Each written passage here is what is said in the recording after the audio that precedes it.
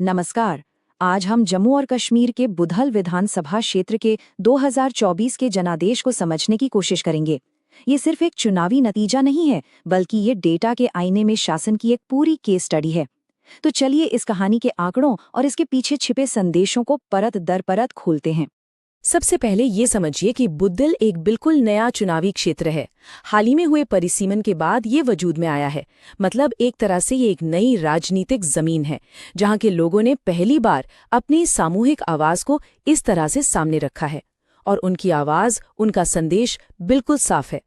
तो हमारा सफर कैसा रहेगा? हम इसे 6 हिस्सों में देखेंगे। पहले हम बुद्दल की जमीन और लोगों को समझेंगे, फिर जनादेश के संदेश पर आएंगे, उसके बाद उस जनादेश के पीछे के कारणों की चीर फाड़ करेंगे।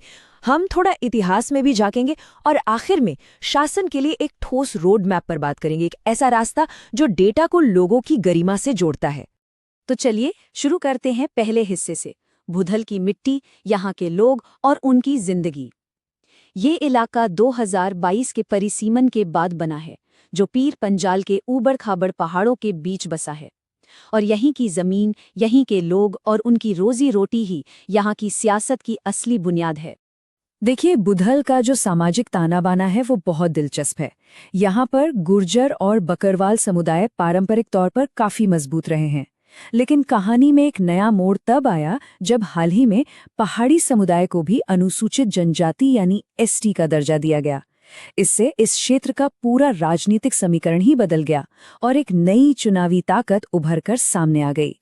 तो 2022 के परिसीमन और एसटी आरक्षण, इन दो चीजों ने मिलकर यहाँ की राजनीतिक बिसात को मानो पूरी तरह से पलट दिया।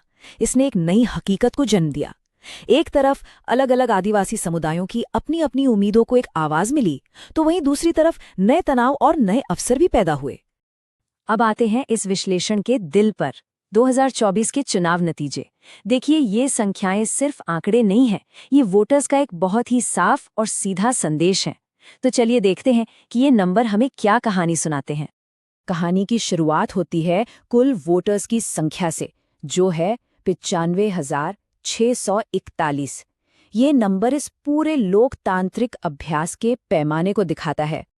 और इन वोटर्स में से 70% लोगों ने बाहर निकलकर वोट डाला।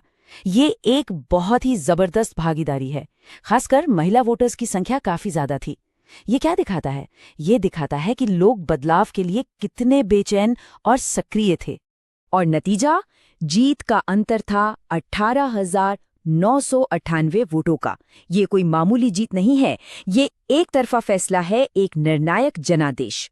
तो सवाल ये उठता है कि इतना बड़ा फासला आखिर बना कैसे? जब हम वोट शेयर को देखते हैं तो तस्वीर और भी साफ हो जाती है।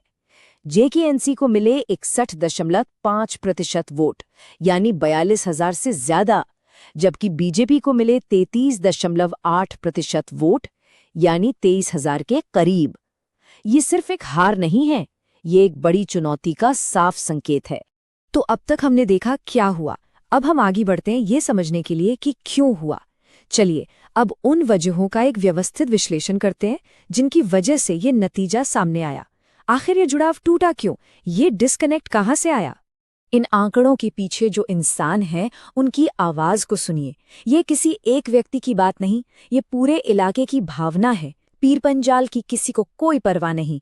हमारे किसानों को बाजार चाहिए, हमारे इलाके में बिजली तक नहीं आती। ये आवाज क्षेत्रीय उपेक्षा और आर्थिक संकट की कहानी कहती है।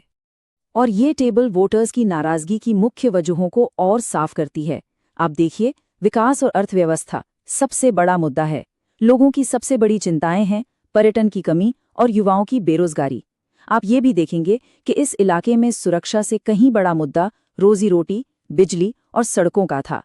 और यहीं पर आकर हम शासन के असली मतलब को समझते हैं। शासन के केंद्र में व्यक्ति की गरिमा होती है और सार्वजनिक संवाद के साथ आने वाली जिम्मेदारी। हर आवाज को सुना जाए, उसका सम्मान हो और उसका जवाब दिया जाए। यही तो हमारे संवैधानिक मूल्यों का सार है। जब ये जुड़ाव टूटता है तो जनादेश बदल जाता है। ये विश्लेषण एक गहरे असंतुलन को दिखाता है। ये दो मोर्चों की कहानी है। एक तरफ राष्ट्रीय स्तर पर जबरदस्त समर्थन, पैसा और संसाधन थे, तो दूसरी तरफ जमीनी स्तर पर नेतृत्व की कमी और लोगों से जुड़ाव का गहरा अभाव था। इसे और आसान शब्दों में समझिए। एक तरफ पैसा था, बड़े बड़े नेता थे और हाईटेक तरीके थे प्रचार करने के लिए, लेकिन दूसरी तरफ जो उम्मीदवार था उसे स्थानीय आदिवासी मतदाता एक बाहरी व्यक्ति के तौर पर देख रहे थे। उन्हें ये भरोसा ही नहीं हुआ कि वो उनके मुद्दों को सच में समझते हैं या उनकी नुमाइंदगी कर सकते हैं। अब थोड़ा पीछे चलते हैं और ऐतिहासिक संदर्भ को समझते हैं, क्योंकि देखिए, बुधल भले ही एक नया निर्वाचन क्षेत्र हो, लेकिन इस इलाके की जो राजनीतिक धड़कन है उसकी जड़ें बहुत गहरी और पुरानी हैं। ये इलाका, जो पहले मेंढर विधानसभा का हिस्सा हुआ करता था, वहां की सीट पारंपरिक रूप से एनसी-पीडीपी के बड़े नेताओं और निर्दलीय उम्मीदवारों के बीच घूमती रहती थी। 2024 में पहली बार बीजेपी ने यहां अपनी मजबूत मौजूदगी दर्ज कराई। बढ़ता हुआ वोटर टर्नआउट युवाओं की बढ़ती भूमिका का संकेत है, जबकि पहाड़ी समुदाय को एसटी का दर्जा मिलने से पुराने सारे वोट बैंक के समीकरण ही बदल गए हैं। तो ठीक है, विश्लेषण हो गया। अब आगे का रास्ता क्या है? सबसे बड़ा सवाल यही है, जनादेश को एक मिशन में कैसे बदला जाए। अब हम एक ऐसे ब्लूप्रिंट पर बात करेंगे जो किसी भी नेता या पार्टी के लिए एक रोड मैप हो सकता है, जो सच में बूधल के लोगों की सेवा करना चाहता है। हम इसे चतुर्मुख सिद्धांत कहते हैं, लोगों से दोबारा जुड़ने की एक 4 स्तंभों वाली रणनीति। पहला स्तंभ है चुनावी। इसका मतलब है कि फोकस को बड़े राष्ट्रीय नैरेटिव से हटाकर खास तौर पर स्थानीय और आदिवासी कल्याण पर लाना होगा, जैसे पूंछ पैरागॉन जैसा कोई टूरिज्म सर्किट बनाना, जो इलाके की खूबसूरती को दुनिया के सामने लाए और लोगों को सीधा रोजगार दे। दूसरा स्तंभ है संगठनात्मक, यानी पार्टी के मजबूत ढांचे का इस्तेमाल करके जमीनी स्तर की टीमों को फिर से ट्रेनिंग देनी होगी।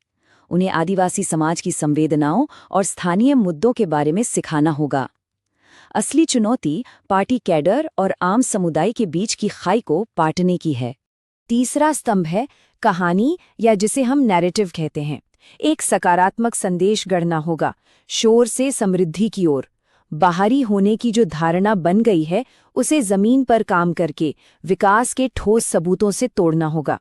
नेगेटिव को आतंकवाद के डर से निकालकर पर्यटन की उम्मीद पर लाना होगा। और चौथा स्तंभ है संसाधन।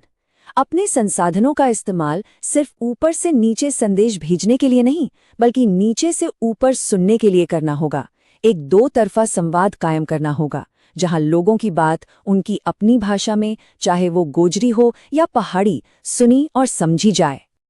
और ये सब करने के लिए ये एक 90 दिन का एक्शन प्लान है।